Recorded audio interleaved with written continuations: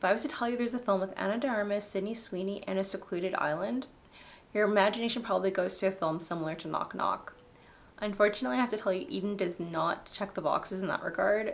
Eden's actually a very serious film based on true events. Hi there, welcome back to Watch by Ashley. Today we're getting into Ron Howard's latest release, Eden. This movie had its debut at last year's Toronto International Film Festival. The budget was around between $30 and $50 million to make this movie. And I have to tell you, it is definitely a very well polished film. It's a well produced film. The score has been done by Hans Zimmer, so on paper it has a lot going for it. In fact, the cast I would say is pretty solid. We have Jude Law, Vanessa Kirby, Daniel Brühl, Sweeney, and Ana de Armas, of course, in this film. I am the embodiment of perfection. So expectations are pretty high. This definitely feels like an Oscar buzz-worthy film. Unfortunately, I don't think it hits the mark. Like, even though, like I said, everything on paper works for it, has source material based on true events, but it's just lacking. This movie does not have soul, unfortunately. You know, you have all the right pieces put in place, but it just doesn't synergize. Not to be in corporate speak, but something is really missing here, and it's unfortunate because I really wanted to enjoy this movie. Another aspect that doesn't work for this movie is the trailer. I feel like they were trying to sell a movie that isn't what you get, and it's kind of misleading. And I also feel like the casting is another aspect of that misleading factor, because when I was watching this movie, I asked the person watching with me, like, would you watch this if it wasn't Ana de Armas and Sweeney? Like, would you be interested in this movie? And they're like, no, this wouldn't be something that would catch my interest. So I don't know if like one of their marketing tactics was to have these actors in this movie to garner the interest. But if that's the case and that's the target audience you're going for, it doesn't really align with the seriousness of this movie.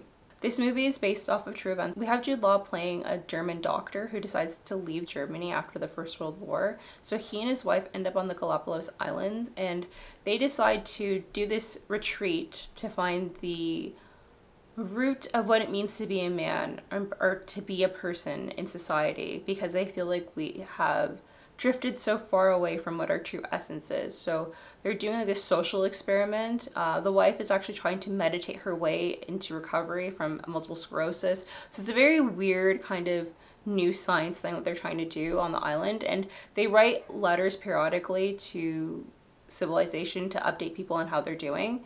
And these letters have inspired the Whitmore family with Sweeney and Daniel Brühl. They decide that they want to establish themselves on the island as well and to have a better life for their family. And so when they join the island, they kind of throw out of whack Dr. Ritter and his wife's dynamic, because they were so used to being alone. And they're not very supportive of these new settlers. But eventually they end up having peace and they end up doing their own thing, and, you know, all is good until the Baroness shows up on the island. So the Baroness has... The self-proclaimed Baroness has decided that she wants to open up a hotel on the island based off of the letters that the doctor has written. There's a lot of interest in the island. So the Baroness is the only one willing to invest and to start up hotels. And she's accompanied by her two lovers and a couple of workers. The catch here is that she doesn't have any experience starting a hotel.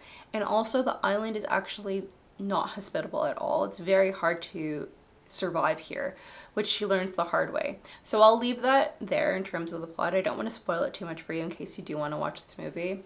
But like I was saying before, you have a very solid cast here. Like Jude Law, Ana de Armas, Vanessa Kirby, Sweeney, and Daniel Brühl. Like, these are great actors on their own. I had very high expectations because I thought this was going to be a knockout of the park. I thought this was really going to be like the buzzworthy movie not of the year, but I thought it would have a lot more traction to it. And when I watched the movie, I was just thoroughly disappointed. Like, even in the structuring of the movie, I think there's a lack of character development, so it's very hard to get invested with these characters. Then, like I said, there's a lack of chemistry. Some of the actors feel like they're phoning it in, and also I think it's miscasting. So originally when they were putting this movie together, they were going to have Alicia Vikander play the role of Dr. Ritter's wife, which I could see being a bit more a subdued performance, and that might be more suitable. And then also you had potentially Daisy Edgar Jones playing the role of Hein Whitmer's wife, And I think she would have been a better fit because she is a bit more versatile.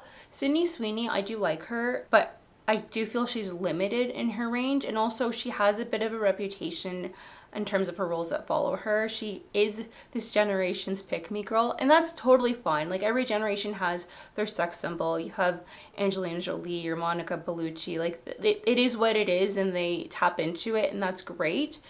And I just feel like to use Sydney Sweeney in this capacity, it wasn't good for her and it wasn't good for the film. It was just a mismatching. And again, if you had kept that original casting, I do think it would have been a very different movie because it is such a serious topic. Ana de Armas isn't her typical charismatic self. I do feel like this was like a phoned in, watered down version of her performance in Blonde. And that's unfortunate because Ana de Armas typically is a treat to watch, but it just wasn't very well executed in this film. Like, you know, she is really sensual and very vivacious and captivating to watch.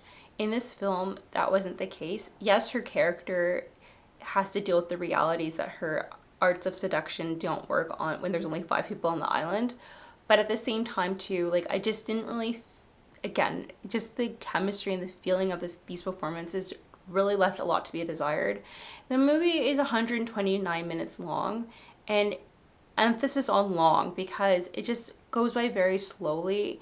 And the other aspect too is because the movie is based off of written accounts from the two to three women here, like, you really get a lot of hyperbole in terms of some of their experience. Like, the parts that are written by Mrs. Whitmer, I think, are probably exaggerated, or the parts that are written by the doctor's wife, those are probably also exaggerated to their favor.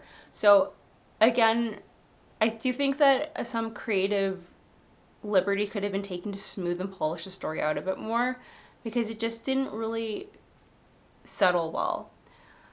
So the issues that I have with the film, again, the actors' performances, the pacing, the structure of the film, but the parts that win for the film, of course, are the expert direction and production in the movie. It doesn't feel like an underproduced film. It's just lacking soul, unfortunately. So my rating for the film is 5 out of 10. Do I recommend the movie? No. Of course, it's up to you if you want to invest the time. But I'm just warning you that it's not what you expect from the trailer or from the casting that you have here. It's a very serious film that needed a bit more character development.